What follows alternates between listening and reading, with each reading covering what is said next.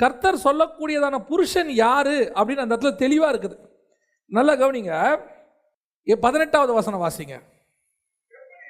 4:18 யோவான். எப்படி எனில் 5 புருஷர் உனக்கு இருந்தார்கள், இப்போது உனக்கு இருக்கிறவன் உனக்கு புருஷன் அல்ல. ஆனா 17ஆம் வசனத்தில் அவ என்ன சொல்றா பாருங்க. அதற்கு அந்த ஸ்திரீ எனக்கு புருஷன் இல்லை என்றால். ஆனா ஆண்டவர் சொல்றாரு இப்போது இருக்கிறவன் உனக்கு என்னங்க எனக்கு புருஷனே இல்லைங்கிற. அவர் சொல்றாரு இப்போ இருக்கிறவன் உனக்கு என்ன இல்லை. அப்படின்னா என்ன அர்த்தம்? சமாரியர்களுக்கு 5 கடவுள்கள் உண்டு. அந்த கடவுள்களை விட்டுட்டு சமாரிய ஸ்திரீ இப்போ எங்க வந்துட்டா? நியாயப்பிரமாண யூதர்கிட்ட வந்துட்டா, யூத முறைமைக்குள்ள வந்துட்டா. இப்ப ஆண்டவர் சொல்றாரு நியாயப்பிரமாணப்படி இருக்கிற இந்த புருஷரும் இந்த மெத்தடும் உனக்கு கிடையாது. இங்க ஒருத்தர் இருக்கிறாரு, இவர்தான் உண்மையான மணவாளன்.